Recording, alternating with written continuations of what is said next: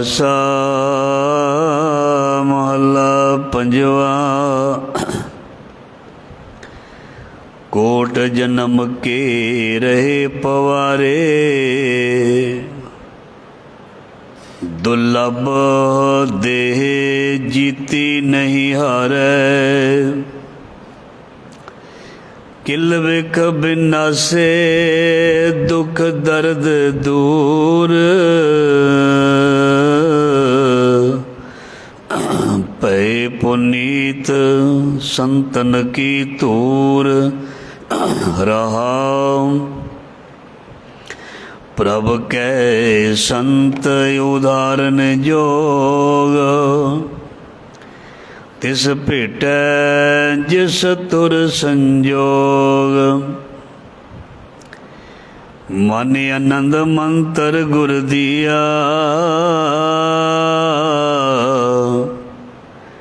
तृष्ण बुझी मन ने चलतिया। नाम पदार्थ नौ निध सिद्ध,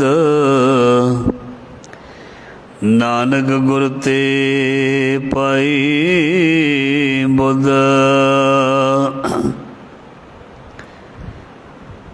गुर सेवा ते भगत कमाई, तब मानस देही पाए। इस देही को सिमरै देव, सादेही भज हर की सेवा। भजो गोविंद भूल मत जाओ, मानस जन्म का एही लाओ। भजो गोविंद भूल मत जाओ, मानस जन्म का एही लाओ। ज़हरा ज़हूर हाजरा हजूर सर्व कला भरपूर समरथ गुरु। लोक परलोक दे रखियक भगत वशल ज्ञान दे सागर गुरुआं दे गुरु। गुरुआं भगतां भट्टां सिखां दी इलाही बाणी, बाणी गुर जोत रूप दे विच शब्द रूप दे विच। धन धन श्री गुरु ग्रंथ साहिब जी महाराज सच्चे पातशाह जी की पावन पवित्र गोद हजूरी दे विच गुर शब्द दे नाल जुड़ बैठी जुड़ रही साध संगत जी। धनता दे योग असी सारे ही वडभागे हाँ। गुरु साहब ने साडे ते मेहर कीती है, जीवन उदम इशनान तंदुरुस्तियाँ बख्शियाँ। और महाराज जी ने इस कलयुग की वगदी हुई वाशना विकारां दी तत्ती हवा दे विचों सानू कढ के सानू शीतल नाम, ठंडा नाम, शांत करने वाला नाम, ओ बंदगी, ओ भगती, ओ रब दी बख्शिश मतलब प्राप्त करन दा सानू समा बख्श। रब की बख्शिश इस कलयुग दे विच सब नूं नहीं मिलती, क्योंकि पहली गल है रब ते दुनिया नूं विश्वास बहुत घट है। जिहड़ी चीज़ सामने सानू दिसदी है उहदे ते विश्वास किया जाता है, जिहड़ी दिसदी नहीं उस ते विश्वास करना औखा है। उस ते ही विश्वास करना प्राप्ति है, उस ते ही विश्वास करना ते औखा रस्ता है। जिहड़ी चीज़ दिस जाए उस ते विश्वास करना तो बहुत ही सौखा है। जिहड़ी चीज़ दिसे ना, ध्यान देना, जिहड़ी चीज़ दिसे ना उस ते बंदा विश्वास कर लवे, ये थोड़ा टफ है। ਇਹਦੇ ਲਈ ज्ञान होना, ਇਹਦੇ ਲਈ जानकारी होनी बहुत ज़रूरी है भी ਜਿਹੜਾ ਸਾਨੂੰ दिसदा नहीं ਉਹਦੇ ਤੇ विश्वास करना चाहिए। पढ़ी लिखी दुनिया इस चीज़ ਨੂੰ नहीं मनेगी, ਉਹਨਾਂ ਦੀ ਗੱਲ भी ठीक है। पढ़ी लिखी दुनिया ਜਾਂ लोग ਜਾਂ ਬੱਚੇ इस चीज़ ਨੂੰ नहीं ਮੰਨਣਗੇ जिस परमात्मा की ਤੁਸੀਂ ਗੱਲ ਕਰਦੇ ਪਏ ਹੋ, ਜਦ ਉਹ ਸਾਨੂੰ ਕਦੀ ਕਿਸੇ ਨੇ ਦਿਖਾਇਆ नहीं, दसिया नहीं। फिर ਉਹਦੇ ਲਈ ਇੰਨਾ ਟਾਈਮ ਕਿਉਂ ਲਾਈਏ ਅਸੀਂ? ਇਹ ਗੱਲ ਉਹਨਾਂ ਦੀ ਵਾਜਬ ਹੋ ਸਕਦੀ ਹੈ ਉਦੋਂ ਤੱਕ ਜਦੋਂ ਤੱਕ ਉਹਨਾਂ ਨੂੰ ਗਿਆਨ ਨਹੀਂ। ਉਦੋਂ ਤੱਕ ਉਹਨਾਂ ਦੇ ਸਵਾਲ ਨੂੰ ਅਸੀਂ ਬਿਲਕੁਲ ਇਗਨੋਰ ਨਹੀਂ ਕਰਨਾ, ਨਾ ਹੀ ਉਹਨਾਂ ਦੇ ਕਿੰਤੂ ਪਰੰਤੂ ਕਰਨੇ। ਉਹਨਾਂ ਦਾ ਸਵਾਲ ਸਹੀ ਹੈ, ਕਿਉਂਕਿ ਉਹਨਾਂ ਨੂੰ ਉਹ ਨੌਲੇਜ ਨਹੀਂ ਹੈ, ਉਹ ਗਿਆਨ ਨਹੀਂ ਹੈ ਪਰਮ ਪਿਤਾ ਪਰਮਾਤਮਾ ਬਾਰੇ। ਇਸ ਕਰਕੇ ਉਹਨਾਂ ਦਾ ਸਵਾਲ ਵਾਜਬ ਹੈ ਵੀ ਉਹ ਪਰਮਾਤਮਾ ਹੈ ਜਾਂ ਨਹੀਂ, ਉਹਨਾਂ ਦਾ ਸਵਾਲ ਵਾਜਬ ਹੈ। ਪਰ ਜਿਉਂ-ਜਿਉਂ ਮਨੁੱਖ ਸੰਗਤ ਕਰੇਗਾ, ਜਿਉਂ-ਜਿਉਂ ਆਪਣੇ ਗੁਰੂ ਦੀ ਬਾਣੀ ਨੂੰ ਪੜ੍ਹੇਗਾ, ਉਸ ਨੂੰ ਅਹਿਸਾਸ, ਉਸ ਨੂੰ ਮਹਿਸੂਸ ਹੋਣਾ ਸ਼ੁਰੂ ਹੋ ਜਾਏਗਾ ਵੀ ਉਹ ਪਰਮਾਤਮਾ ਹੈ। ਜਿਵੇਂ ਕਿਸੇ ਨੂੰ ਕਿਹਾ ਜਾਵੇ ਵੀ ਤੇਰੀਆਂ 10 ਜਾਂ 20 ਪੀੜ੍ਹੀਆਂ ਪਹਿਲਾਂ ਤੇਰਾ ਫਲਾਨਾ ਬਜ਼ੁਰਗ ਕੌਣ ਸੀ, ਤੇ ਉਹ ਬੰਦਾ ਦੱਸ ਨਹੀਂ ਸਕਦਾ ਵੀ ਮੈਨੂੰ ਨਹੀਂ ਪਤਾ। ਵੀ 2-4 ਪੀੜ੍ਹੀਆਂ ਦਾ ਤਾਂ ਪਤਾ ਹੋ ਸਕਦਾ ਕਿਸੇ ਨੇ ਲਿਖਿਆ ਹੋਵੇ 5-10 ਦਾ ਪਤਾ ਲੱਗ ਸਕਦਾ, 50, 100, 1000। ਜੇ ਇੱਥੇ ਤੱਕ ਕੋਈ ਜਾਣਨ ਦੇ ਯਤਨ ਕਰੇ ਵੀ ਉਹ ਬਜ਼ੁਰਗਾਂ ਦੇ ਨਾਮ ਦੱਸੋ ਜਾਂ ਉਹਨਾਂ ਬਾਰੇ ਦੱਸੋ, ਤੇ ਬੰਦਾ ਕਹੇਗਾ ਸਾਨੂੰ ਪਤਾ ਨਹੀਂ। ਪਰ ਇਹ ਗੱਲ ਪੱਕੀ ਹੈ ਵੀ ਅਸੀਂ ਹੈ ਹੀ ਇਸ ਕਰਕੇ ਆ ਵੀ ਉਹ ਸਨ। ਕੋਈ 100 ਪਹਿਲਾਂ, 500 ਪਹਿਲਾਂ, 1000 ਪਹਿਲਾਂ, 1000ਵੀਂ ਪੀੜ੍ਹੀ ਕਹਿ ਦਿਓ, ਉਹ ਪਹਿਲਾਂ ਕੋਈ ਨਾ ਕੋਈ ਬਜ਼ੁਰਗ ਹੋਏਗਾ ਸਾਡੇ, ਜਿਹਦੇ ਕਰਕੇ ਅਸੀਂ ਹਾਂ। ਪਰ ਸਾਨੂੰ ਉਹਦੇ ਬਾਰੇ ਗਿਆਨ ਨਹੀਂ ਹੈ, ਨਾ ਉਹਦੇ ਨਾਂ ਦੇ ਬਾਰੇ ਪਤਾ, ਨਾ ਸਾਨੂੰ ਇਹ ਪਤਾ ਵੀ ਅੱਜ ਤੋਂ 1000 ਸਾਲ ਪਹਿਲਾਂ ਸਾਡਾ ਬਜ਼ੁਰਗ ਕਿਹੜਾ ਸੀ ਪੁਰਾਣਾ, ਕਿਉਂਕਿ ਅਸੀਂ ਪਿੱਛੇ ਤੋਂ ਚੱਲਦੇ ਆ ਰਹੇ ਹਾਂ। ਆਕਾਸ਼ ਤੋਂ ਤਾਂ ਡਿੱਗੇ ਕੋਈ ਨਹੀਂ, ਸਾਰੇ ਹੀ ਇਸ ਧਰਤੀ 'ਤੇ ਮਾਂ ਦੇ ਪੇਟ ਰਾਹੀਂ ਜੰਮ ਕੇ ਆਏ ਹਨ। ਇਹਦਾ ਮਤਲਬ ਸੈਂਕੜੇ ਸਾਲ, 1000 ਸਾਲ ਪਿੱਛੇ ਵੀ ਸਾਡੀ ਹੋਂਦ ਹੈ। ਉਹ ਸਾਡੀ ਕਈ ਵਾਰ ਕਿਤਾਬਾਂ ਦੇ ਵਿੱਚੋਂ ਵੀ ਲਿਖੀ ਨਹੀਂ ਮਿਲਦੀ, ਪਰ ਉਹ ਸਾਨੂੰ ਨੈਚੁਰਲੀ ਕੁਦਰਤੀ ਗਿਆਨ ਹੈ ਵੀ ਉਹ ਚੀਜ਼ ਹੈ, ਉਹ ਚੀਜ਼ ਹੈ। ਬਸ ਇਸੇ ਤਰ੍ਹਾਂ ਹੀ ਪਰਮਪਿਤਾ ਪਰਮਾਤਮਾ ਹੈ, ਇਹਦੇ ਬਾਰੇ ਤਾਂ ਸਾਨੂੰ ਗ੍ਰੰਥਾਂ ਦੇ ਵਿੱਚ ਵੀ ਗਿਆਨ ਮਿਲਦਾ। ਜੇ ਫਿਰ ਵੀ ਨਾ ਕੋਈ ਗਿਆਨ ਲੈਣਾ ਚਾਹੇ ਤਾਂ ਨੈਚੁਰਲੀ ਕੁਦਰਤੀ ਇਹ ਪਤਾ ਲੱਗ ਸਕਦਾ ਵੀ ਅਸੀਂ ਉਸ ਦੀ ਅੰਸ਼ ਹਾਂ, ਅਸੀਂ ਵੀ ਉਸ ਤਾਕਤ ਦੇ ਵਿੱਚੋਂ ਹੀ ਪੈਦਾ ਹੋਏ ਹਾਂ, ਅਸੀਂ ਵੀ ਉਸ ਪਰਮਪਿਤਾ ਪਰਮਾਤਮਾ ਦਾ ਰੂਪ ਹਾਂ। ਜ਼ਰੂਰ ਪਤਾ ਲੱਗ ਜਾਏਗਾ, ਜਿਹੜਾ ਸ਼ਬਦ ਦੇ ਨਾਲ ਜਾਂ ਉਸ ਕੁਦਰਤ ਦੇ ਨਾਲ ਟੱਚ ਰਹੇਗਾ, ਉਸ ਨੂੰ ਹੌਲੀ ਹੌਲੀ ਗਿਆਨ ਹੋਣਾ ਸ਼ੁਰੂ ਹੋ ਜਾਏਗਾ। ਪਰ ਜਿਹੜਾ ਨਾਲ ਲੱਗੇਗਾ ਨਹੀਂ, ਜੁੜੇਗਾ ਨਹੀਂ, ਉਸ ਨੂੰ ਨਹੀਂ ਪਤਾ ਲੱਗੇਗਾ। ਕਿਸੇ ਵੀ ਫੀਲਡ ਦੇ ਵਿੱਚ ਉਹੀ ਇਨਸਾਨ ਕਾਮਯਾਬ ਹੈ ਜਿਹੜਾ ਉਸ ਨਾਲ ਟੱਚ ਹੈ, ਜਿਹੜਾ ਉਸ ਦੇ ਨਾਲ ਬਹੁਤ ਹੀ ਇੰਟਰਸਟ ਦੇ ਨਾਲ ਲੱਗਾ ਹੋਇਆ, ਉਹੀ ਆਪਣੇ ਫੀਲਡ ਵਿੱਚ ਪਾਸ ਹੈ, ਸਫਲ ਹੈ। ਜਿਹੜਾ ਆਪਣੇ ਫੀਲਡ ਵਿੱਚ ਬਿਲਕੁਲ ਵੀ ਧਿਆਨ ਨਹੀਂ ਦਿੰਦਾ ਜਾਂ ਆਪਣੀ ਲਗਨ ਮਿਹਨਤ ਉੱਥੇ ਨਹੀਂ ਕਰਦਾ, ਉਹ ਫੇਲ ਹੈ। ਬਸ ਇਸੇ ਤਰ੍ਹਾਂ ਹੀ ਧਰਮ ਦੀ ਦੁਨੀਆ, ਇਹਦੇ ਵਿੱਚ ਵੀ ਜੇ ਕੋਈ ਮਿਹਨਤ ਕਰਦਾ, ਇਹਦੇ ਵਿੱਚ ਵੀ ਜੇ ਕੋਈ ਖੋਜ ਕਰਦਾ, ਇਹਦੇ ਵਿੱਚ ਵੀ ਜੇ ਕੋਈ ਵਿਚਾਰ ਕਰਦਾ, ਤੇ ਉਸ ਨੂੰ ਜ਼ਰੂਰ ਕੁਝ ਨਾ ਕੁਝ ਪਤਾ ਜ਼ਰੂਰ ਲੱਗੇਗਾ। ਜਿਸ ਪਰਮਾਤਮਾ ਨੂੰ ਦੁਨੀਆ ਨਹੀਂ ਮੰਨਦੀ, ਉਸ ਬਾਰੇ ਪਤਾ ਲੱਗਣ ਲੱਗ ਜਾਏਗਾ। ਮਿੱਤਰ ਨੂੰ ਮਿੱਤਰ ਦਾ ਉਦੋਂ ਤੱਕ ਪਤਾ ਨਹੀਂ ਲੱਗਦਾ ਜਦੋਂ ਤੱਕ ਕੋਲ ਬਹਿੰਦਾ ਉੱਠਦਾ ਨਹੀਂ। ਸਿਆਣੇ ਕਹਿੰਦੇ ਨੇ ਜਾਂ ਵਾਹ ਪਿਆ ਜਾਣੀਏ ਜਾਂ ਰਾਹ ਪਿਆ ਜਾਣੀਏ, ਉਦੋਂ ਤੱਕ ਪਤਾ ਨਹੀਂ ਲੱਗਦਾ ਜਦੋਂ ਤੱਕ ਵਾਹ ਨਾ ਪਵੇ। ਸਾਡਾ ਰੱਬ ਦੇ ਨਾਲ ਅਜੇ ਤੱਕ ਵਾਹ ਨਹੀਂ ਪਿਆ, ਸਾਡਾ ਸ਼ਬਦ ਦੇ ਨਾਲ ਅਜੇ ਤੱਕ ਵਾਹ ਨਹੀਂ ਪਿਆ। ਜਦੋਂ ਸਾਡਾ ਮੇਲ ਮਿਲਾਪ ਗੁਰੂ ਦੇ ਪਿਆਰਿਆਂ ਨਾਲ, ਗੁਰੂ ਦੇ ਸ਼ਬਦ ਨਾਲ ਹੋਣਾ ਸ਼ੁਰੂ ਹੋ ਜਾਏਗਾ, ਸਾਨੂੰ ਵੀ ਰੱਬ ਦੇ ਬਾਰੇ ਗਿਆਨ ਹੋਣਾ ਸ਼ੁਰੂ ਹੋ ਜਾਏਗਾ ਵੀ ਉਹ ਪਰਮਾਤਮਾ ਇਸ ਤਰ੍ਹਾਂ ਦਾ ਹੈ। ਸੋ ਇਸ ਕਰਕੇ ਜੇ ਕਿਸੇ ਨੇ ਜਮ੍ਹਾਂ ਜੋੜ ਘਟਾਓ ਸਿੱਖਣਾ ਤੇ ਉਹਨੂੰ ਮੈਥ ਪੜ੍ਹਨਾ ਪਏਗਾ। ਜੇ ਕਿਸੇ ਨੇ ਬਾਡੀ ਦੇ ਬਾਰੇ ਗਿਆਨ ਰੱਖਣਾ ਤੇ ਉਸ ਨੂੰ ਸਾਇੰਸ ਪੜ੍ਹਨੀ ਪਏਗੀ। ਜਿਸ ਨੇ ਕੋਈ ਆਰਥਿਕ ਜਾਂ ਹੋਰ ਪੈਸੇ ਟਕੇ ਦੇ ਸੰਬੰਧ ਦੇ ਵਿੱਚ ਹਿਸਾਬ ਕਿਤਾਬ ਵਿੱਚ ਪੈਣਾ ਤੇ ਉਹਨੂੰ ਉਸ ਤਰ੍ਹਾਂ ਦੇ ਵਿਸ਼ੇ ਦੇ ਨਾਲ ਜੁੜਨਾ ਪਏਗਾ। ਜੇ ਕਿਸੇ ਨੇ ਕਿਸਾਨੀ ਜਾਂ ਖੇਤੀਬਾੜੀ ਬਾਰੇ ਜਾਣਕਾਰੀ ਲੈਣੀ ਹੈ, ਉਹਨੂੰ ਐਗਰੀਕਲਚਰ ਨਾਲ ਜੁੜਨਾ ਪਵੇਗਾ। ਸੋ ਇਸੇ ਤਰ੍ਹਾਂ ਹੀ ਹੈ, ਜੇ ਕਿਸੇ ਨੇ ਪਰਮਾਤਮਾ ਦੀ ਜਾਣਕਾਰੀ ਲੈਣੀ ਹੈ ਤਾਂ ਉਸ ਨੂੰ ਧਰਮ ਦਾ ਵਿਸ਼ਾ ਚੁਣਨਾ ਪਏਗਾ। ਉਸ ਤੋਂ ਬਗੈਰ ਕੋਈ ਕਹਿ ਜਾਵੇ ਵੀ ਮੈਂ ਧਰਮ ਦੇ ਵਿਸ਼ੇ ਨੂੰ ਚੁਣਾ ਵੀ ਨਾ, ਉਸ ਨੂੰ ਪੜ੍ਹਾਂ ਵੀ ਨਾ, ਤੇ ਮੈਂ ਇੱਕਦਮ ਫੈਸਲਾ ਕਰ ਲਵਾਂ ਰੱਬ ਦੀ ਹੋਂਦ ਦਾ, ਤੇ ਉਹ ਅਗਿਆਨਤਾ ਤੇ ਮੂਰਖਤਾ ਹੋਏਗੀ। ਪਹਿਲਾਂ ਉਸ ਪਰਮਾਤਮਾ ਨੂੰ ਪੜ੍ਹਨਾ ਚਾਹੀਦਾ, ਸੁਣਨਾ ਚਾਹੀਦਾ, ਚਾਹੇ ਇੱਕ ਗ੍ਰੰਥ ਪੜ੍ਹੇ, ਕੋਈ 2 ਪੜ੍ਹੇ, 3 4, ਜੋ ਵੀ, ਜਿਹੜਾ ਵੀ ਉਸ ਦਾ ਦਿਲ ਕਰਦਾ ਉਸ ਨੂੰ ਪੜ੍ਹਨਾ ਚਾਹੀਦਾ। ਫਿਰ ਸਾਨੂੰ ਉਸ ਰਾਹੀਂ ਕੁਝ ਨਾ ਕੁਝ ਗਿਆਨ ਜ਼ਰੂਰ ਪ੍ਰਾਪਤ ਹੋਏਗਾ, ਕਿਉਂਕਿ ਅਸੀਂ ਸਕੂਲਾਂ ਦੇ ਵਿੱਚ ਕਿਤਾਬਾਂ ਪੜ੍ਹੀਆਂ ਤਾਂ ਸਾਨੂੰ ਗਿਆਨ ਹੋਇਆ। ਪੰਜਾਬੀ, ਅੰਗਰੇਜ਼ੀ, ਹਿੰਦੀ ਬੋਲਣੀ ਤਾਂ ਹੀ ਸਿੱਖੇ। ਜੇ ਅਸੀਂ ਨਾ ਜਾਂਦੇ, ਜਿਹੜਾ ਕੋਈ ਬਜ਼ੁਰਗ ਨਹੀਂ ਸਕੂਲ ਗਿਆ, ਉਹਨੂੰ ਹਿੰਦੀ ਨਹੀਂ ਆਉਂਦੀ, ਪੰਜਾਬੀ ਭਾਵੇਂ ਮਾਂ ਬੋਲੀ ਹੈ ਉਹਦੇ ਕਰਕੇ ਉਹ ਬੋਲ ਲੈਂਦਾ, ਬਾਕੀ ਹੋਰ ਭਾਸ਼ਾ ਉਸ ਨੂੰ ਸਿੱਖਣ ਤੋਂ ਬਗੈਰ ਨਹੀਂ ਹੁੰਦੀ।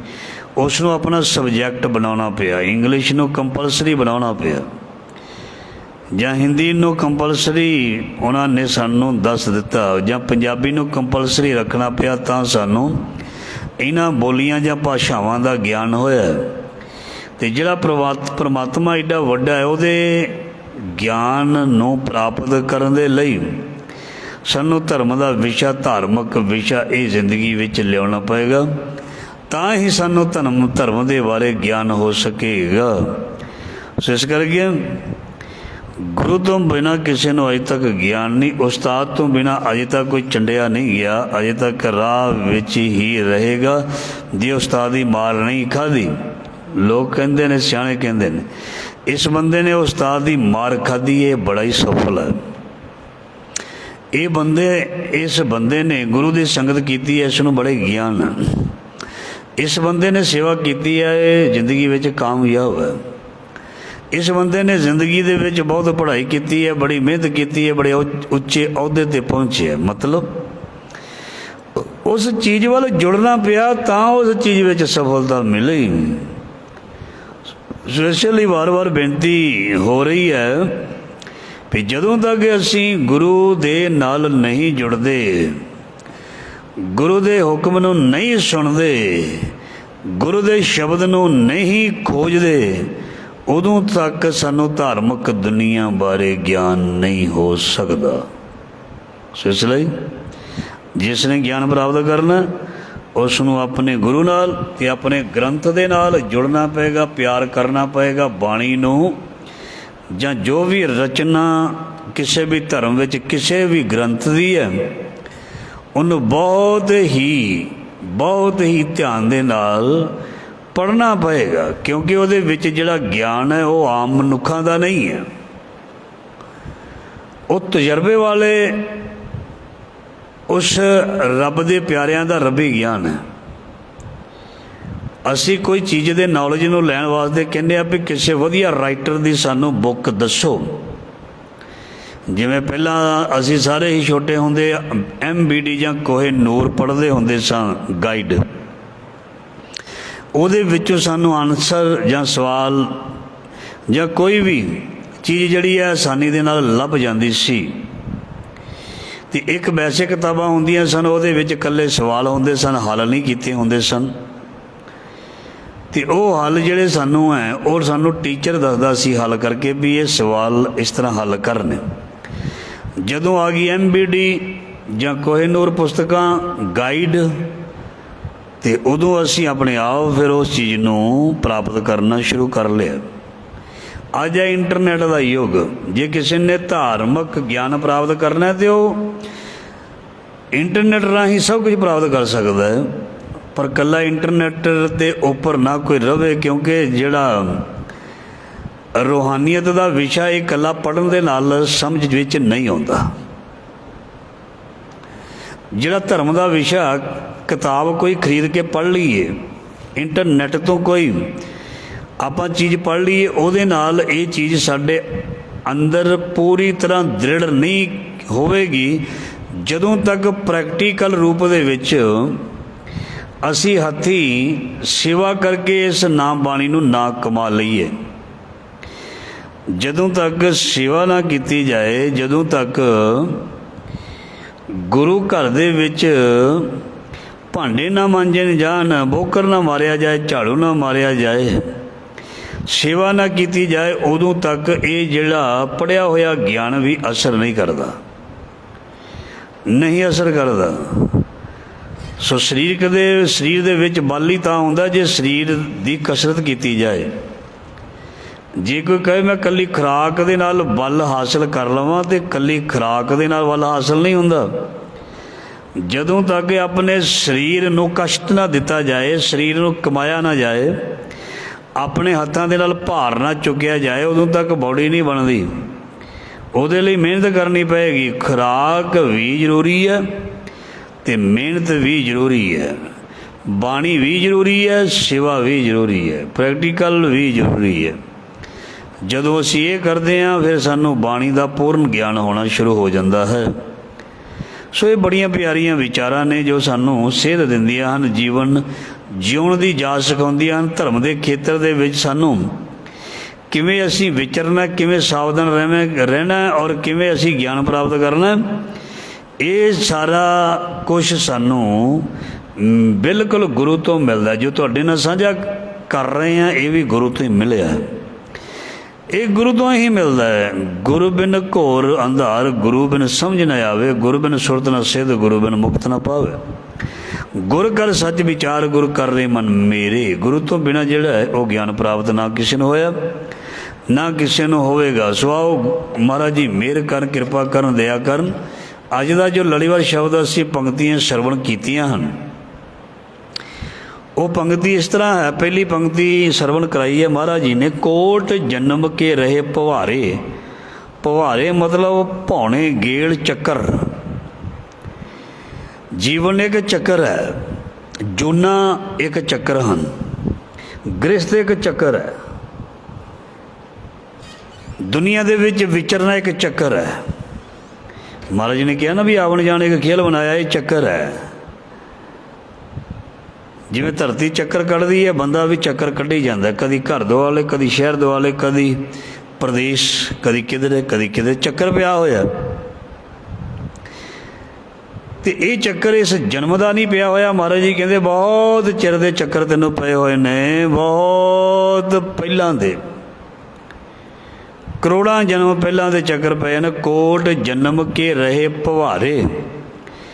ਮਹਾਰਾਜ ਜੀ ਕਹਿੰਦੇ ਤੂੰ ਕਰੋੜਾਂ ਜਨਮਾਂ ਤੋਂ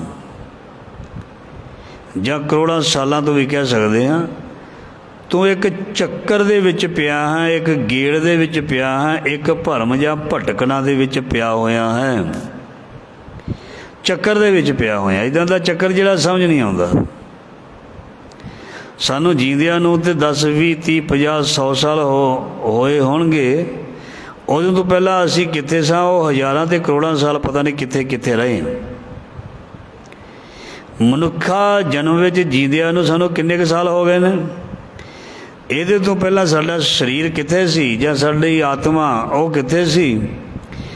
ਅਸੀਂ ਪਹਿਲਾਂ ਵੀ ਸੀ, ਪਰ ਲੱਖਾਂ, ਹਜ਼ਾਰਾਂ, ਕਰੋੜਾਂ ਸਾਲ ਪਹਿਲਾਂ ਅਸੀਂ ਇਸੇ ਤਰ੍ਹਾਂ ਹੀ, ਜਾਂ ਕਹਿ ਸਕਦੇ ਹਾਂ ਇਹ ਮਨੁੱਖੀ ਜਾਮਾਂ ਨਾ ਹੋਣ ਕਰਕੇ ਮਰੇ ਹੋਏ ਸਾਂ ਔਰ ਬਿਲਕੁਲ ਸ਼ਾਂਤ ਸਾਂ। ਔਰ ਜਦੋਂ ਮਨੁੱਖੀ ਜਾਮੇ ਵਿੱਚ ਆਏ, ਅਸੀਂ ਇੱਦਾਂ ਮਹਿਸੂਸ ਕੀਤਾ ਜਿਵੇਂ ਅਸੀਂ ਹੁਣ ਐਕਟਿਵ ਹੋਏ ਹਾਂ।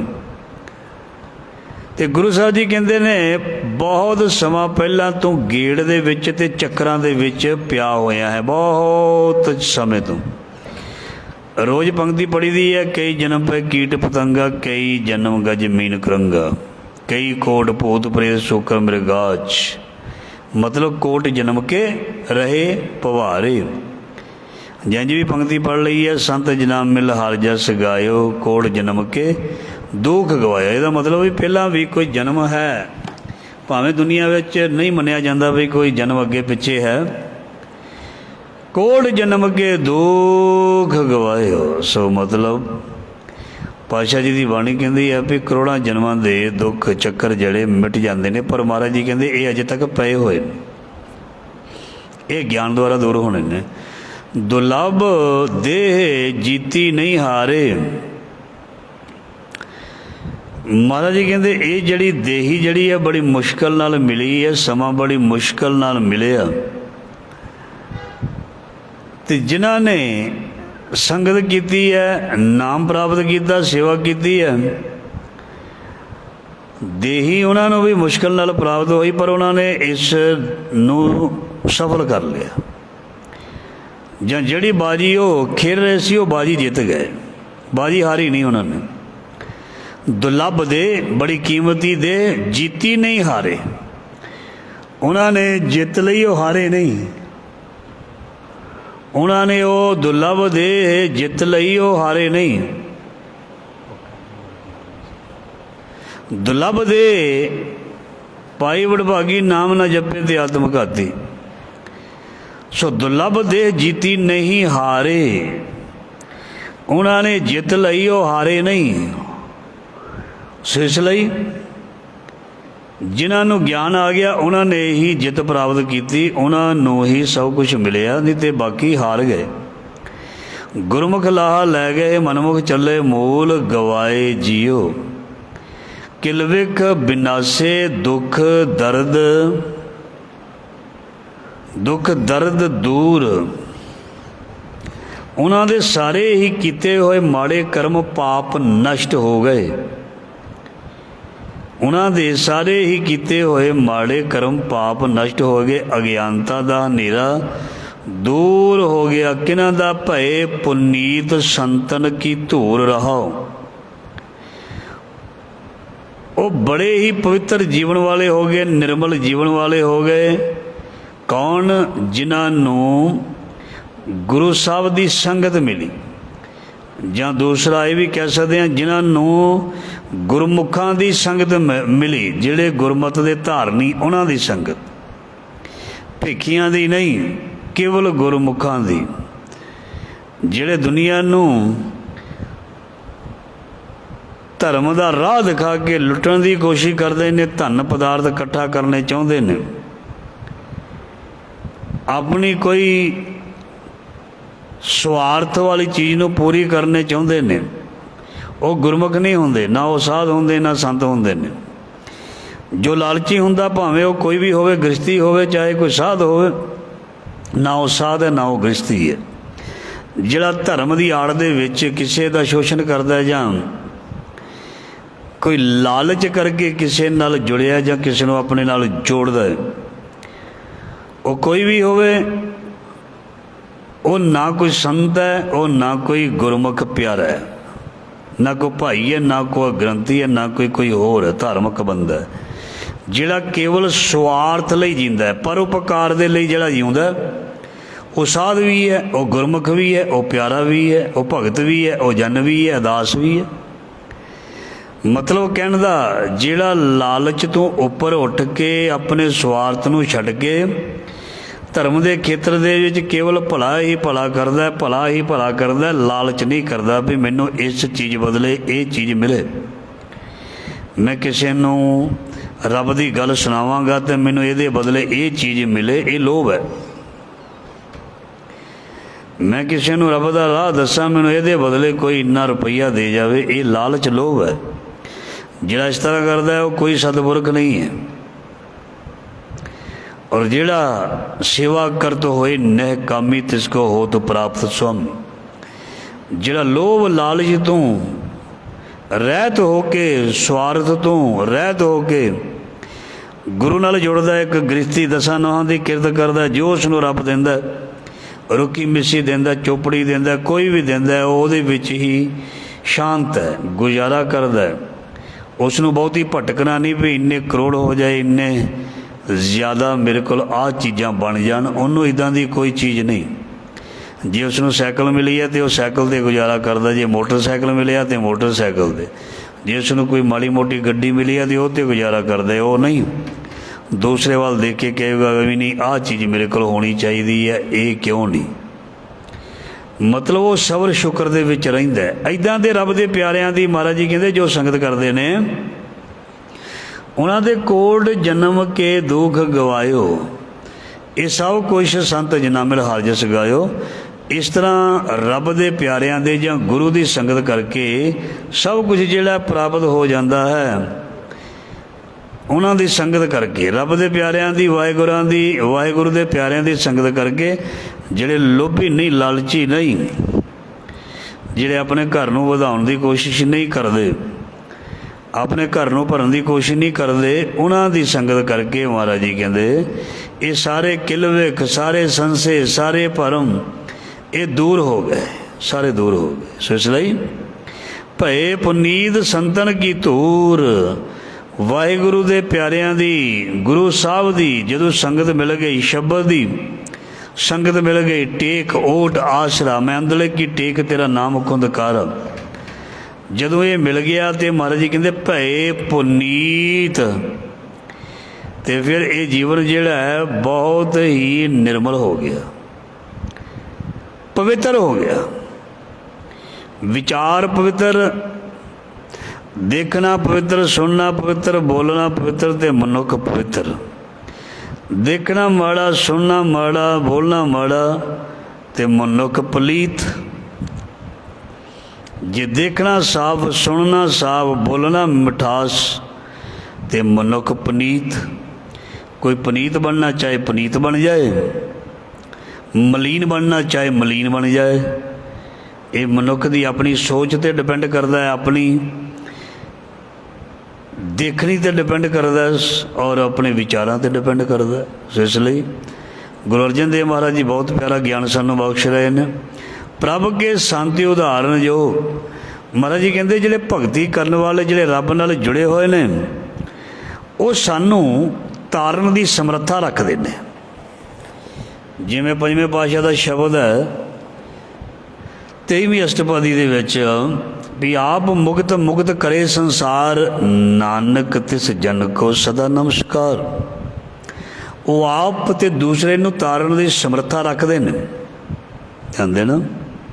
उन्हां कोल बेड़ा ऐसा वो अपने बेड़े विच बिठा के तार भी सकते हैं, जिहड़े भेखी ने वो अपने बेड़े विच बिठा के डोब सकते हैं, जिहड़े जीवन वाले ने वो नाम दे बेड़े विच बिठा के आप भी तर जाणगे ते दूजे नूं भी तार के लै जाणगे। प्रभ के संत उदाहरण योग, जिवें भाई गुरदास जी दीयां वारां दे विच भगत राजा जनक, राजे जनक की साखी आउंदी है भी वो आप ते तरे सी, वो होरनां नूं भी करोड़ां जीवां नूं तार के लै गए। वो किवें तार के लै गए? क्योंकि उन्हां कोल कमाई सी, उन्हां कोल नाम की बरकत सी। जे उन्हां कोल नाम की बरकत ना होंदी तो बंदा आप नहीं तर सकता, वो अपनियां कुलां नूं भी नहीं तार सकता, तो दुनिया नूं की तारना। अपनियां कुलां नूं, अपनियां अपनी कुल और इस संसार नूं तारन दे योग वही है जिहड़ा सतपुरख है, जिहड़ा संगत दे विच बहिंदा है, जिहड़ा संगत करदा है, सत दी सच दी कमाई करदा है। ते गुरु साहब ने उन्हां लई बाणी विच उच्चारण कीता, प्रभ के संत उदाहरण योग। जिवें साडे गुरु नानक पातशाह ने, उन्होंने सानू इस संसार तो बचाउण दे लई, साडा पार उतारा करन दे लई, साडा उधार करन दे लई सानू बहुत वड्डी दात बाणी दिती है, उच्चा सुच्चा जीवन दिता है। किरत करना, नाम जपना ते वंड के छकण वाला सिद्धांत बख्शिया गुरु नानक पातशाह ने। सो ऐसे सतपुरख उन्हों के बारे ही लिखिया, प्रभ के संत उदाहरण योग। वो आप भी बचे होंदे ने ते दूजे नूं बचाउण दी ताकत रखते हैं। सो इस करके उन्हां दी संगत करो। महाराज जी कहते जिहड़े तरे होए ने, जिहड़े डुबे होए ने जां डुबण वाले ने, उन्हां दी संगत ना करो। संगत उन्हां दी कीती जानी चाहिदी है जिहड़े आप तरे ने। पता लग जांदा डुबण वाला किहड़ा ते तरन वाला किहड़ा।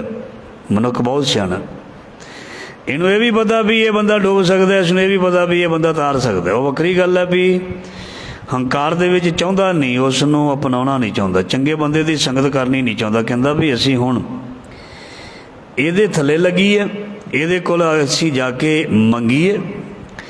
रब दा नाम मंगना ही पैंदा है। ध्यान देना, रब दी बख्शिश जिहड़ी आ मंगनी ही पैंदी है। वो चाहे कोई सामने वाला छोटा होवे, वड्डा होवे, बजुर्ग होवे, ये दात मंगण दे लई नीवां होना ही पैंदा है। जिवें गुरु अमरदास महाराज जी तकरीबन 60 साल दे ने, गुरु अंगद देव पातशाह जी 37-38 साल दे ने।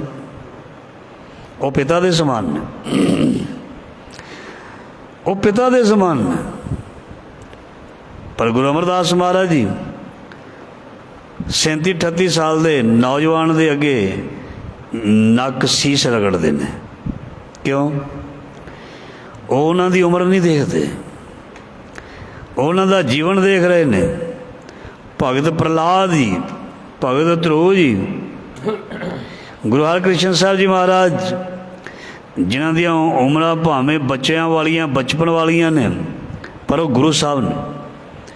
ਉਹਨਾਂ ਦੇ ਅੱਗੇ ਵੱਡੇ ਵੱਡੇ ਰਾਜੇ ਮਹਾਰਾਜੇ, ਵੱਡੀਆਂ ਵੱਡੀਆਂ ਉਮਰ ਵਾਲੇ ਬਜ਼ੁਰਗ, ਰਿਸ਼ੀ ਮੁਨੀ, ਤਪਸਵੀ, ਉਹ ਛੋਟੀਆਂ ਛੋਟੀਆਂ ਉਮਰਾਂ ਵਾਲਿਆਂ ਦੇ ਚਰਨਾਂ ਦੇ ਵਿੱਚ ਮੱਥਾ ਟੇਕਦੇ ਨੇ, ਪ੍ਰਹਲਾਦ ਵਰਗਿਆਂ ਦੇ, ਧਰੁਵ ਵਰਗਿਆਂ ਦੇ। ਇਸ ਕਰਕੇ ਉਮਰ ਕਰਕੇ ਨਹੀਂ, ਵਿਚਾਰ ਕਰਕੇ, ਸੋਚ ਕਰਕੇ, ਬੰਦਗੀ ਕਰਕੇ, ਭਜਨ ਕਰਕੇ, ਗਿਆਨ ਕਰਕੇ ਇਨਸਾਨ ਵੱਡਾ ਹੁੰਦਾ। ਜਿਹਦੇ ਕੋਲ ਗਿਆਨ ਉਹ ਵੱਡਾ ਹੈ, ਜਿਹਦੇ ਕੋਲ ਅਗਿਆਨ ਉਹ ਛੋਟਾ ਹੈ। ਸੋ ਜਿਹਦੇ ਕੋਲ ਗਿਆਨ ਹੈ ਉਹ ਅਮੀਰ ਹੈ, ਜਿਹਦੇ ਕੋਲ ਅਗਿਆਨ ਹੈ ਉਹ ਗਰੀਬ ਹੈ, ਨਿਰਧਨ ਹੈ। ਸੋ ਇਸ ਲਈ ਵੱਡਾ ਉਹ ਹੈ, ਬਾਣੀ ਵਿੱਚ ਲਿਖਿਆ, ਕੌਣ ਵੱਡਾ? ਮਾਇਆ ਵਡਿਆਈ, ਕਿ ਜਿਹਦੇ ਕੋਲ ਧਨ ਪਦਾਰਥ ਨੇ ਉਹ ਵੱਡਾ ਨਹੀਂ, ਸੋ ਵੱਡਾ ਜਿਹਨੇ ਰਾਮ ਲਿਵ ਲਾਈ। ਦੁਨੀਆ ਵਿੱਚ ਵੱਡਾ ਉਹ ਹੈ ਜਿਸ ਨੇ ਰਾਮ ਦੇ ਨਾਲ, ਪ੍ਰਭੂ ਭਗਵਾਨ ਦੇ ਨਾਲ, ਈਸ਼ਵਰ ਅੱਲਾ ਦੇ ਨਾਲ, ਵਾਹਿਗੁਰੂ ਦੇ ਨਾਲ ਲਿਵ ਲਾਈ ਹੈ, ਵੱਡਾ ਉਹ ਹੈ। ਇਸ ਕਰਕੇ ਕੋਈ ਆਪਣੇ ਆਪ ਨੂੰ ਵੱਡਾ ਨਾ ਕਹੇ। ਜੇ ਕਿਸੇ ਦੀ ਸੋਚ ਵੱਡੀ ਹੈ ਤਾਂ ਉਹਨੂੰ ਕਹਿਣ ਦੀ ਜ਼ਰੂਰਤ ਨਹੀਂ ਮੈਂ ਵੱਡਾ। ਉਹਦੀ ਲਿਆਕਤ, ਉਹਦਾ ਜੀਵਨ, ਉਹਦੇ ਵਿਚਾਰੇ ਆਪਣੇ ਆਪ ਉਹ ਦੱਸਣਗੇ ਵੀ ਇਹ ਵੱਡਾ। ਕਿਸੇ ਨੂੰ ਕਹਿਣ ਦੀ ਜ਼ਰੂਰਤ ਨਹੀਂ ਮੈਂ ਵੱਡਾ, ਮੇਰਾ ਸਤਿਕਾਰ ਕਰੋ। ਜੇ ਵੱਡੇ ਨੂੰ ਗੱਲ ਕਰਨੀ ਨਾ ਹੋਵੇ ਉਹ ਕਾਹਦਾ ਵੱਡਾ? ਧਿਆਨ ਦੇਣਾ। ਜੇ ਉਹ ਗੱਲ ਕਰਦਾ ਹੀ ਗਲਤ ਗੱਲ ਕਰ ਜਾਏ, ਸਿਆਣਿਆਂ ਵਿੱਚ ਬੈਠਾ ਗਲਤ ਗੱਲ ਕਰ ਜਾਏ, ਤੇ ਬਾਣੀ ਵਿੱਚ ਉਸ ਨੂੰ ਵੱਡਾ ਨਹੀਂ ਆਖਿਆ। ਵੱਡਾ ਉਸ ਨੂੰ ਆਖਿਆ ਜਿਸ ਨੂੰ ਤਰੀਕਾ ਹੈ, ਜਿਸ ਨੂੰ ਢੰਗ ਹੈ, ਔਰ ਜਿਸ ਨੂੰ ਬੈਠਣ ਦਾ ਪਤਾ ਹੈ, ਜਿਸ ਨੂੰ ਬੋਲਣ ਦਾ ਪਤਾ ਹੈ, ਵੱਡਾ ਉਹ ਹੈ। ਜਿਹਦੀ ਸੋਚ ਵੱਡੀ ਹੈ, ਜਿਹਦੀ ਵਿਚਾਰ ਵੱਡੀ ਹੈ, ਜਿਹਦੀ ਤਹਿਜ਼ੀਬ ਵੱਡੀ ਹੈ, ਜਿਹਦੀ ਤਾਲੀਮ ਵੱਡੀ ਹੈ, ਉਹ ਵੱਡਾ। ਸੋ ਗੁਰੂ ਸਾਹਿਬ ਜੀ ਕਹਿੰਦੇ ਐਸਿਆਂ ਦੀ ਸੰਗਤ ਕਰ, ਪ੍ਰਭ ਕੇ ਸੰਤੀ ਉਦਾਹਰਨ ਯੋਗ, ਤਿਸ ਭੇਟੇ ਜਿਸ ਧੁਰ ਸੰਜੋਗ। ਸੋ ਮਹਾਰਾਜ ਜੀ ਕਹਿੰਦੇ ਪਰ ਐਸੇ ਜਿਹੜੇ ਨੇ ਮਿਲਦੇ ਉਹਨਾਂ ਨੂੰ ਹੀ ਹਨ ਜਿਨ੍ਹਾਂ ਦਾ ਕੋਈ ਧੁਰ ਸੰਜੋਗ ਲਿਖਿਆ ਹੋਵੇ। ਜੇ ਭਾਈ ਲਹਿਣਾ ਜੀ ਗੁਰੂ ਨਾਨਕ ਸਾਹਿਬ ਨੂੰ ਮਿਲੇ ਤੇ ਬਾਣੀ ਵਿੱਚ ਲਿਖਿਆ ਉਹਨਾਂ ਦਾ ਧੁਰ ਸੰਜੋਗ ਸੀ। ਕੀ ਬਾਣੀ ਦੀ ਪੰਕਤੀ ਹੈ? ਪੁਰਬ ਕਰਮ ਅੰਕਰ ਜਬ ਪ੍ਰਗਟੇ, ਭੇਟਿਓ ਪੁਰਖ ਰਸਕ ਬੈਰਾਗੀ, ਮਿਟਿਓ ਅੰਧੇਰ ਮਿਲਤ ਹਰ ਨਾਨਕ, ਜਨਮ ਜਨਮ ਕੀ ਸੋਈ ਜਾਗੀ। ਉਹਨਾਂ ਦਾ ਨਾਨਕ ਸਤਿਗੁਰ ਤਿਨਾਂ ਮਿਲਾਇਆ ਜਿਨ੍ਹਾਂ ਧੁਰੇ ਪਿਆ ਸੰਜੋਗ, ਜਿਨ੍ਹਾਂ ਦਾ ਧੁਰ ਦਰਗਾਹੋਂ ਰਿਸ਼ਤਾ ਹੈ ਉਹ ਮਿਲੇ ਨੇ ਤੇ ਮਿਲਣਗੇ। ਤਿਸ ਭੇਟੇ ਜਿਸ ਧੁਰ ਸੰਜੋਗ, ਜਿਨ੍ਹਾਂ ਦਾ ਸੰਜੋਗ ਵਿਜੋਗ ਮਹਾਰਾਜ ਜੀ ਕਹਿੰਦੇ ਇਹ ਧੁਰੋਂ ਹੀ ਹੋਆ। ਇਹ ਸਾਰਾ ਕੁਛ ਧੁਰ ਤੋਂ ਹੀ ਹੈ। ਸੋ ਇਸ ਲਈ ਜੇ ਕੋਈ ਕਿਸੇ ਨੂੰ ਰੱਬ ਦਾ ਪਿਆਰਾ ਮਿਲਦਾ ਹੈ, ਕੋਈ ਫਕੀਰ ਮਿਲਦਾ ਹੈ, ਕੋਈ ਸਾਧੂ ਮਿਲਦਾ ਹੈ, ਸੰਤ ਮਿਲਦਾ ਹੈ, ਗੁਰਮੁਖ ਪਿਆਰਾ ਮਿਲਦਾ ਹੈ, ਰੱਬ ਦਾ ਪਿਆਰਾ ਮਿਲਦਾ ਹੈ, ਬਖਸ਼ਿਆ ਮਿਲਦਾ ਹੈ, ਅਤੇ ਇਹ ਉਸ ਦਾ ਕੋਈ ਧੁਰ ਪੂਰਬਲਾ ਕਰਮ ਜਾਂ ਸੰਜੋਗ ਹੈ ਜਿਸ ਕਰਕੇ ਉਸ ਨੂੰ ਮਿਲਿਆ। ਆਸਾ ਦੀ ਵਾਰ ਦੀ ਪੰਕਤੀ ਵਿੱਚ ਲਿਖਿਆ, ਜਿਨ ਮਸਤਕ ਧੁਰ ਹਰ ਲਿਖਿਆ, ਤਿੰਨਾ ਸਤਿਗੁਰ ਮਿਲਿਆ ਰਾਮ ਰਾਜੇ। ਜਿਵੇਂ ਕੋਈ ਬੰਦਾ ਕਹਿ ਦਿੰਦਾ ਇਹ ਚੀਜ਼ ਮੇਰੇ ਕਰਮਾਂ ਵਿੱਚ ਹੈ ਹੀ ਨਹੀਂ ਸੀ, ਇਹਦਾ ਮਤਲਬ ਕੁਛ ਧੁਰ ਤੋਂ ਲਿਖਿਆ ਹੋਇਆ। ਤਾਂ ਹੀ ਕਹਿੰਦਾ ਵੀ ਬਹੁਤ ਕਰਮ ਚੰਗੇ ਨੇ, ਇਹ ਚੀਜ਼ ਮੈਨੂੰ ਬਹੁਤ ਮਿਲੀ, ਭਾਗ ਚੰਗੇ ਨੇ ਤਾਂ ਕਰਕੇ ਉਸ ਨੂੰ ਮਿਲੀ। ਇਹਦਾ ਮਤਲਬ ਕੋਈ ਧੁਰ ਤੋਂ ਲਿਖਿਆ ਹੋਇਆ, ਕਿਸੇ ਨੇ ਲਿਖਿਆ ਕਾਹਦੇ ਕਰਕੇ? ਕਰਮਾਂ ਕਰਕੇ। ਉੱਥੇ ਵੀ ਕਰਮਾਂ ਕਰਕੇ ਹੀ ਲਿਖਿਆ, ਇੱਥੇ ਵੀ ਕਰਮਾਂ ਕਰਕੇ ਹੀ ਲਿਖਿਆ ਜਾਣਾ। ਜੇ ਉੱਥੇ ਕਰਮ ਨਾ ਹੁੰਦੇ ਤਾਂ ਲਿਖਿਆ ਉੱਥੇ ਵੀ ਵੈਸੇ ਨਹੀਂ ਜਾਣਾ ਸੀ। ਉੱਥੇ ਵੀ ਕੋਈ ਕਰਮ ਇਸ ਦਾ ਦੇਖਿਆ ਗਿਆ ਅਤੇ ਲਿਖਿਆ ਤਾਂ ਹੀ ਗਿਆ। ਅਤੇ ਅੱਜ ਜਿਹੜੀ ਜ਼ਿੰਦਗੀ ਜੀ ਰਹੇ ਹਾਂ, ਅੱਜ ਵੀ ਸਾਡਾ ਕੋਈ ਕਰਮ ਇੱਦਾਂ ਦਾ ਹੋਏਗਾ, ਲਿਖਿਆ ਤਾਂ ਹੀ ਜਾਣਾ। ਸੋ ਇਸ ਕਰਕੇ ਮਨ ਆਨੰਦ ਮੰਤਰ ਗੁਰ ਦੀਆ, ਜਦੋਂ ਦਾ ਗੁਰੂ ਨੇ ਮੈਨੂੰ ਮੰਤਰ ਦਿੱਤਾ ਉਦੋਂ ਤੋਂ ਮੈਂ ਬਹੁਤ ਆਨੰਦ ਵਿੱਚ ਰਹਿੰਦਾ ਹਾਂ। ਮੇਰੇ ਅੰਦਰ ਆਨੰਦ ਬਣਿਆ ਰਹਿੰਦਾ। ਗੁਰੂ ਅਰਜਨ ਦੇਵ ਜੀ ਫਰਮਾਨ ਕਰਦੇ ਨੇ। ਔਰ ਇਹਦੇ ਨਾਲ ਕੀ ਬਣਦਾ? ਤ੍ਰਿਸ਼ਨ ਬੁਝੀ। ਮੈਨੂੰ ਕਿਸੇ ਚੀਜ਼ ਦੀ ਭੁੱਖ ਹੀ ਨਹੀਂ ਰਹਿੰਦੀ, ਮੈਨੂੰ ਕਿਸੇ ਚੀਜ਼ ਦੀ ਤ੍ਰਿਸ਼ਨਾ ਨਹੀਂ ਰਹਿੰਦੀ। ਪੈਸੇ ਜ਼ਿਆਦਾ ਪ੍ਰਾਪਤ ਕਰਨ ਦੀ ਭੁੱਖ, ਖਾਣ ਦੀ ਭੁੱਖ, ਮੇਰੀ ਵਾਹ ਵਾਹ ਹੋਵੇ, ਵਡਿਆਈ ਹੋਵੇ, ਇਹ ਭੁੱਖ। ਮਹਾਰਾਜ ਜੀ ਕਹਿੰਦੇ ਜਿਹਦੇ 'ਤੇ ਰੱਬ ਦੀ ਮਿਹਰ ਹੋ ਜਾਂਦੀ ਹੈ, ਸਾਚ ਨਾਮੇ ਆਧਾਰ ਮੇਰਾ, ਜਿਹਨੂੰ ਭੁੱਖਾਂ ਸਭ ਗਵਾਈਆਂ, ਉਹਨੂੰ ਭੁੱਖ ਮਿਟ ਜਾਂਦੀ ਹੈ। ਨਾ ਉਸ ਨੂੰ ਆਪਣੀ ਵਡਿਆਈ ਦੀ ਭੁੱਖ, ਨਾ ਉਸ ਨੂੰ ਧਨ ਪਦਾਰਥ ਦੀ ਭੁੱਖ, ਨਾ ਵਿਸ਼ੇ ਵਿਕਾਰਾਂ ਦੀ ਭੁੱਖ, ਨਾ ਕਿਸੇ ਸੰਸਾਰ ਦੇ ਰਸਾਂ ਦੀ ਭੁੱਖ ਵੀ ਇਹ ਮੈਂ ਖਾਣਾ ਹੀ ਖਾਣਾ। ਉਹ ਕਹਿੰਦਾ ਕੋਈ ਨਹੀਂ। ਸਭ ਤੋਂ ਵੱਡਾ ਰਸ, ਮਹਾਨ ਰਸ ਉਹ ਨਾਮ ਵਿੱਚ ਹੈ, ਸ਼ਬਦ ਦੇ ਵਿੱਚ ਹੈ। ਇਸ ਕਰਕੇ ਦੁਨੀਆ ਦੇ ਰਸ ਫਿੱਕੇ, ਪਰਮਾਤਮਾ ਦੇ ਨਾਮ ਦਾ ਰਸ ਅਮਰ ਕਰਨ ਵਾਲਾ ਅਤੇ ਮਿੱਠਾ ਲਿਖਿਆ। ਸੋ ਇਸ ਕਰਕੇ ਜਿਸ ਨੂੰ ਸੰਸਾਰ ਦੇ ਰਸਾਂ ਤੋਂ ਅਜੇ ਰੱਜ ਨਹੀਂ ਆਇਆ, ਉਹ ਨਾਮ ਦਾ ਰਸ ਪੀ ਲਵੇ, ਰੱਜ ਜਾਏਗਾ। ਤ੍ਰਿਸ਼ਨਾ ਬੁੱਝੀ ਹਰ ਕੇ ਨਾਮ, ਤ੍ਰਿਸ਼ਨਾ ਬੁੱਝੀ ਹਰ ਕੇ ਨਾਮ। ਜਿਹੜਾ ਅਜੇ ਤੱਕ ਨਹੀਂ ਰੱਜਿਆ, ਖਾ ਖਾ ਕੇ, ਭੋਗ ਭੋਗ ਕੇ, ਮਹਾਰਾਜ ਜੀ ਕਹਿੰਦੇ ਨਾਮ ਨਾਲ ਜੁੜ ਜਾ, ਰੱਜ ਜਾਏਗਾ। ਨਾਮ ਤੈਨੂੰ ਤ੍ਰਿਪਤ ਕਰ ਦੇਗਾ, ਨਾਮ ਤੈਨੂੰ ਰਜਾ ਦੇਗਾ। ਨਾਮ ਤੈਨੂੰ ਦੁਨੀਆ ਦੇ ਰਸਾਂ ਵੱਲ ਜਾਣ ਨਹੀਂ ਦੇਗਾ ਵੀ ਆਹ ਖਾਣਾ, ਆਹ ਖਾਣਾ, ਆਹ ਖਾਣਾ, ਆਹ ਖਾਣਾ, ਆਹ ਖਾਣਾ। ਮਹਾਰਾਜ ਐਸੀ ਕਿਰਪਾ ਕਰੇਗਾ, ਰੁੱਖੀ ਸੁੱਖੀ ਦੇ ਵਿੱਚ ਹੀ ਅੰਮ੍ਰਿਤ ਤੈਨੂੰ ਮਿਲੇਗਾ। ਰੁੱਖੀ ਸੁੱਖੀ ਹੀ ਅੰਮ੍ਰਿਤ ਵਰਗੀ ਮਿਲੇਗੀ। ਉਹ ਤਾਕਤ ਜਿਹੜੀ ਦੁਨੀਆ ਦੇ ਮਹਿੰਗੇ ਪਦਾਰਥਾਂ 'ਚੋਂ ਨਹੀਂ ਨਾ ਮਿਲਦੀ, ਉਹ ਗੁਰੂ ਦੇ ਸਿੰਘਾਂ ਨੂੰ ਮੁੱਠ ਛੋਲਿਆਂ ਦੇ ਵਿੱਚੋਂ ਮਿਲ ਜਾਂਦੀ ਸੀ। ਧਿਆਨ ਦੇਣਾ, ਰਾਜੇ ਮਹਾਰਾਜੇ ਤੇ ਬਹੁਤ ਮਹਿੰਗੀਆਂ ਚੀਜ਼ਾਂ ਖਾਂਦੇ ਸਨ, ਠੀਕ ਹੈ ਜੀ, ਪਿਸਤੇ ਬਦਾਮ ਕੁਸ਼ਤੇ ਖਾਂਦੇ ਸਨ ਰਾਜੇ ਮਹਾਰਾਜੇ। ਪਰ ਜਿਹੜੇ ਸਿੰਘ ਸੀ ਗੁਰੂ ਗੋਬਿੰਦ ਸਿੰਘ ਮਹਾਰਾਜ ਜੀ ਦੇ, ਜਿਹੜੇ ਸ਼ਹੀਦ ਸਿੰਘ ਨੇ, ਉਹ ਕੀ ਖਾਂਦੇ ਸਨ? ਉਹ ਪੱਤੇ ਵੀ ਖਾ ਲੈਂਦੇ ਸਨ, ਤਾਂ ਵੀ ਤਾਕਤ ਜ਼ਿਆਦੀ ਉਹਨਾਂ 'ਚ। ਉਹ ਛੋਲੇ ਖਾ ਲੈਂਦੇ ਸਨ, ਕੱਚੀਆਂ ਸਬਜ਼ੀਆਂ ਖਾ ਜਾਂਦੇ ਸਨ, ਪਰ ਉਹਨਾਂ ਵਿੱਚ ਫਿਰ ਵੀ ਤਾਕਤ ਜ਼ਿਆਦੀ। ਕਿਉਂਕਿ ਅਸਲ ਦੇ ਵਿੱਚ ਸਾਨੂੰ ਪਤਾ ਹੀ ਨਹੀਂ ਵੀ ਤਾਕਤ ਆਉਣੀ ਕਿੱਥੋਂ। ਪੋਜ਼ਿਟਿਵ ਮਨੁੱਖ ਜਿਹੜਾ ਰਹਿੰਦਾ ਹੈ ਉਹ ਤਾਕਤਵਰ ਰਹਿੰਦਾ। ਜਿਹੜਾ ਕ੍ਰੋਧੀ ਰਹਿੰਦਾ, ਗੁੱਸੇ ਵਿੱਚ ਰਹਿੰਦਾ, ਫਿਕਰ 'ਚ ਰਹਿੰਦਾ, ਚਿੰਤਾ ਵਿੱਚ ਰਹਿੰਦਾ, ਉਹ ਕਮਜ਼ੋਰ ਰਹਿੰਦਾ। ਭਾਵੇਂ ਉਹ ਜੋ ਮਰਜ਼ੀ ਕੋਲੇ ਭਰ ਭਰ ਕੇ ਖਾਈ ਜਾਵੇ, ਉਹ ਕਮਜ਼ੋਰ ਰਹੇਗਾ। ਜਿਹੜਾ ਮਨੁੱਖ ਹੱਸਦਾ, ਜਿਹੜਾ ਮਨੁੱਖ ਪ੍ਰਸੰਨ ਖੁਸ਼ ਰਹਿੰਦਾ, ਬਾਣੀ ਵਿੱਚ ਲਿਖਿਆ, ਉਹ ਮਨੁੱਖ ਦਾ ਸਰੀਰ ਤਾਕਤਵਰ ਹੋਏਗਾ, ਉਹਦੀ ਜ਼ਿੰਦਗੀ ਲੰਬੀ ਹੋਏਗੀ ਦਵਾਈਆਂ ਖਾਣ ਵਾਲੇ ਨਾਲੋਂ, ਜਾਂ ਤਾਕਤ ਦੀਆਂ ਚੀਜ਼ਾਂ ਖਾਣ ਵਾਲੇ ਨਾਲ ਉਹਦੀ ਜ਼ਿੰਦਗੀ ਜੀਵਨ ਲੰਮਾ ਹੋਏਗਾ, ਜਿਹੜਾ ਖੁਸ਼ ਰਹਿੰਦਾ ਹੈ। ਆਖਰੀ ਪੰਕਤੀ, ਨਾਮ ਪਦਾਰਥ ਨੌ ਨਿਧ ਸਿੱਧ। ਸਭ ਤੋਂ ਕੀਮਤੀ ਪਦਾਰਥ ਨਾਮ ਹੈ ਭਾਈ। ਸਾਰੀਆਂ ਰਿੱਧੀਆਂ ਸਿੱਧੀਆਂ ਦਾਸੀਆਂ ਹਨ ਇਸ ਦੀਆਂ। ਜਿਸ ਨੇ ਜੋ ਵੀ ਪ੍ਰਾਪਤ ਕਰਨਾ, ਨਾਮ ਨੂੰ ਪ੍ਰਾਪਤ ਸਿੱਧਾ ਕਰ ਲਓ, ਨਾਮ ਨੂੰ ਸਿੱਧਾ ਪ੍ਰਾਪਤ ਕਰ ਲਓ, ਸਾਰਾ ਕੁਝ ਆਪਣੇ ਆਪ ਆ ਜਾਏਗਾ। ਧਿਆਨ ਦੇਣਾ, ਕਿਸੇ ਨੇ ਇੱਕ ਆਮ ਸਿਪਾਹੀ ਬਣਨਾ ਹੋਵੇ ਤੇ ਉਹਨੂੰ ਆਪਣੇ ਤੋਂ ਸੀਨੀਅਰ ਬੰਦਿਆਂ ਦੀ ਚਾਕਰੀ ਕਰਨੀ ਪਏਗੀ, ਮਥਾਜੀ ਕਰਨੀ ਪਏਗੀ। ਪਰ ਜਿਹੜਾ ਸਿੱਧਾ ਹੀ ਮਿਨਿਸਟਰ ਬਣ ਗਿਆ, ਕੋਈ CM PM ਬਣ ਗਿਆ, ਉਹਦੇ ਅੰਡਰ ਸਾਰੇ ਆ ਜਾਂਦੇ ਨੇ। ਪ੍ਰਭੂ ਕੋ ਸਿਮਰੇ ਸੇ ਬੇਮੋਹਤਾਜੇ, ਪ੍ਰਭੂ ਕੋ ਸਿਮਰੇ ਸੇ ਸਰਬ ਕੇ ਰਾਜੇ। ਨਾਮ ਪਦਾਰਥ ਨੌ ਨਿਧ ਸਿੱਧ। ਰੱਬ ਉਹਨਾਂ ਨੂੰ ਰਾਜਾ ਬਣਾ ਦਿੰਦਾ ਅਤੇ ਦੁਨੀਆ ਦੇ ਪਦਾਰਥ ਉਹਨਾਂ ਦੇ ਚਰਨਾਂ ਵਿੱਚ ਰਹਿੰਦੇ ਨੇ। ਨਾਨਕ ਗੁਰ ਤੇ ਪਾਈ ਬੁੱਧ। ਇਹ ਜਿਹੜੀ ਅਕਲ ਹੈ ਨਾ, ਇਹ ਮਹਾਰਾਜ ਜੀ ਕਹਿੰਦੇ ਗੁਰੂ ਤੋਂ ਮਿਲੀ ਹੈ।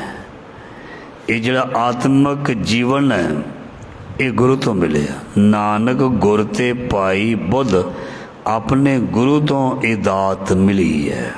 ਇਸ ਲਈ ਸਾਨੂੰ ਜੋ ਕੁਛ ਵੀ ਪ੍ਰਾਪਤ ਹੋਇਆ, ਜਾਂ ਜੋ ਕੁਝ ਵੀ ਪ੍ਰਾਪਤ ਅੱਗੇ ਤੋਂ ਹੋਣਾ, ਉਹ ਸਾਨੂੰ ਗੁਰੂ ਤੋਂ ਹੋਣਾ ਹੈ। ਸੋ ਇਸ ਲਈ ਗੁਰੂ ਦੇ ਨਾਲ ਜੁੜਨਾ ਚਾਹੀਦਾ, ਗੁਰੂ ਦੀ ਬਾਣੀ ਨੂੰ ਪੜ੍ਹਨਾ ਅਤੇ ਸੁਣਨਾ ਚਾਹੀਦਾ, ਕੀਰਤਨ ਕਥਾ ਨਿਤਨੇਮ ਕਰਨਾ ਚਾਹੀਦਾ, ਸੁਣਨਾ ਚਾਹੀਦਾ। ਇਹ ਜ਼ਿੰਦਗੀ ਹੈ, ਹੋਰ ਕੋਈ ਵੀ ਜ਼ਿੰਦਗੀ ਨਹੀਂ। ਖਾ ਲਿਆ ਪੀ ਲਿਆ ਸੌਂ ਲਿਆ, ਖਾ ਲਿਆ ਪੀ ਲਿਆ ਸੌਂ ਲਿਆ, ਖਾ ਲਿਆ ਪੀ ਲਿਆ ਸੌਂ ਲਿਆ, ਇਹ ਥੋੜ੍ਹਾ ਜ਼ਿੰਦਗੀ ਹੈ। ਇਹੀ ਆਮ ਕਰਕੇ ਚੱਲਦਾ। ਸਵੇਰੇ ਖਾ ਲਿਆ, ਦੁਪਹਿਰ ਨੂੰ ਖਾ ਲਿਆ, ਸ਼ਾਮ ਨੂੰ ਖਾ ਲਿਆ, ਉਹਦੇ ਵਿੱਚ ਖਾ ਲਿਆ। सज्जियों खा लिया, खब्बियों खा लिया, बाजारों खा लिया, बस फिर खा पी के की फिर नींद आती है, सौ लिया। फिर ही उठे, फिर हुक्म जारी कर देता होर लियाओ कुछ बना के, फिर खा लिया, फिर सौ लिया। फिर उठ पिया, फिर कहता लियाओ ब्रेकफास्ट। बस मालिक ने बाणी में लिखिया खाना पीना हसना सौना आई है। हस लिया, खेड लिया बच्चियां वांगू, तो बस रज रज के खा पी के सौ लिया, उठ गया। फिर यही काम चली जाता सारी जिंदगी। सो वो काम ना होया जिहड़ा कर ਲਈ किया ਸੀ। इस करके गुरु साहब जी कहते जीवन की ये जीवन किवें सही जीवन बनना, ਇਹਦਾ ज्ञान गुरु ने सानू देना, रोज़ देंदे ने। खाना की है और किहड़ा नहीं खाना, पहनना की है किहड़ा नहीं पहनना, देखना की है देखना की नहीं है, सुनना की है सुनना की नहीं है, जाना किधर है या किधर नहीं जाना, ये सारा कुछ गुरु साहब ने सानू दसिया तो दसदे रहणगे, पिता सानू दसदा रहेगा। सो इस अज के लड़ीवार शब्द ही विचार गुरु साहब जी मेहर करन, इस दा भाव अर्थ सब दे हिरदियां विच वसे। महाराज भुल चुक खिमा करो। वाहिगुरू जी का खालसा, वाहिगुरू जी की फतेह।